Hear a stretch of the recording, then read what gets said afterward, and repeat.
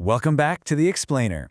All right, let's just dive right in because we're frankly witnessing a massive, radical paradigm shift in U.S. federal cybersecurity policy right now. I mean, for years, you know the golden rule, right? It was incredibly straightforward. Patch every single vulnerability you find and do it as fast as humanly possible.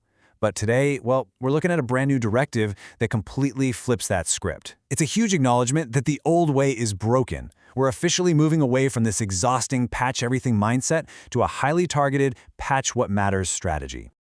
So, here's our roadmap for this explainer. First, we'll cover the end of the patch-everything era. Then we'll introduce BOD 2604. After that, we'll break down the 4 new criteria of risk, take a look at how AI is acting as a major threat catalyst here, and finally, walk through the practical steps federal teams actually need to take. All right, Section 1, the end of patch everything.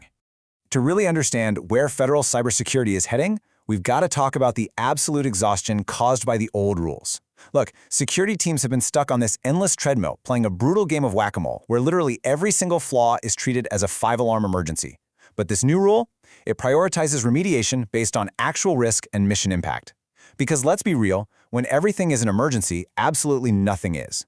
Treating every minor vulnerability like a critical crisis just exhausts your teams on low-impact issues. It leaves them completely burned out when a true threat actually hits.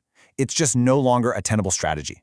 And that shift really brings us to a core concept here: resilience. Now, you'll see both the White House's National Resilience Strategy and President Trump's Cyber Strategy for America leaning heavily into this premise. And in this context, resilience isn't just some corporate buzzword. It's the foundational governing principle. It means the U.S. is formally assuming that, yes, some disruptive cyber incidents will succeed. Because national strength isn't about achieving perfect invulnerability, that's impossible. Moving on to Section 2.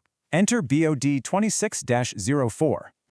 So, this is where that high-level concept of resilience actually turns into a concrete mandate. Effective June 9, 2026, CISA, the Cybersecurity and Infrastructure Security Agency, released Binding Operational Directive 26-04. The main goal? Prioritizing updates based on actual risk.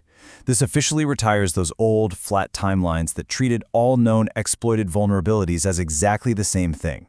Basically, it takes 7 years of patching policy, specifically harmonizing older directives like BOD 1902 and BOD 2201, and consolidates them into a single risk-weighted framework.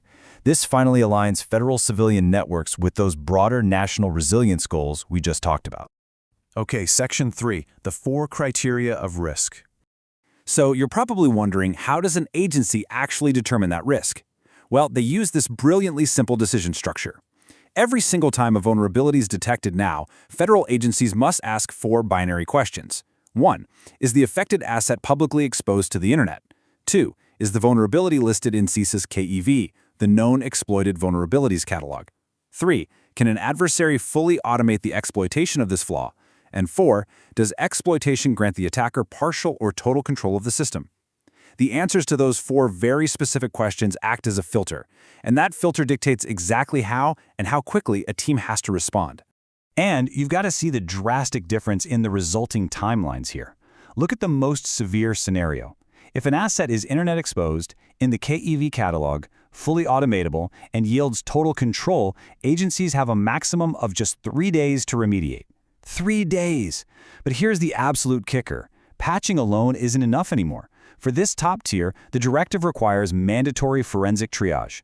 Going back to that assume breach mentality, CISA is basically saying that by the time you patch a flaw this severe, an attacker might already be lurking in your system. You have to actively verify if you've already been compromised. On the flip side, low-risk vulnerabilities can now actually just be deferred until the system's next scheduled major upgrade.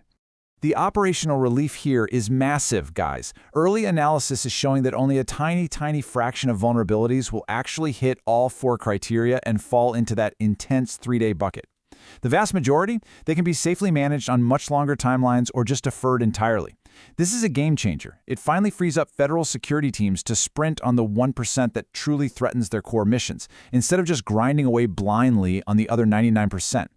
Which brings us to Section 4. The AI threat catalyst. Now, policy doesn't just change in a vacuum, right? I want you to really think about this for a second. Why make this massive shift to a risk-weighted model, and why do it right now, looking ahead to 2026? What exactly is happening out there in the threat landscape that makes the old rules so completely obsolete? Well, the answer is artificial intelligence. CISA explicitly framed BOD 2604 as a direct response to an environment where frontier AI tools are just radically accelerating how fast adversaries can discover exposed assets and automate their exploitation. We're at a point where attackers don't need weeks to weaponize a newly disclosed flaw anymore. AI helps them do it in mere hours.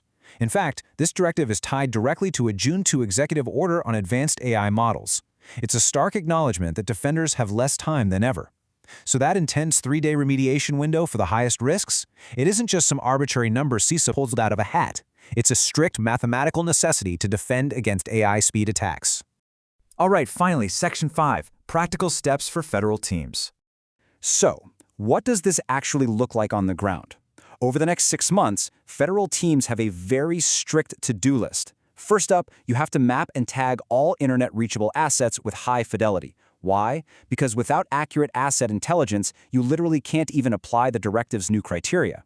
Once that's done, vulnerability tooling has to be updated to ingest KEV status and automation potential, rather than just relying on legacy CVSS scores. Teams also need to immediately stand up their forensic triage capabilities.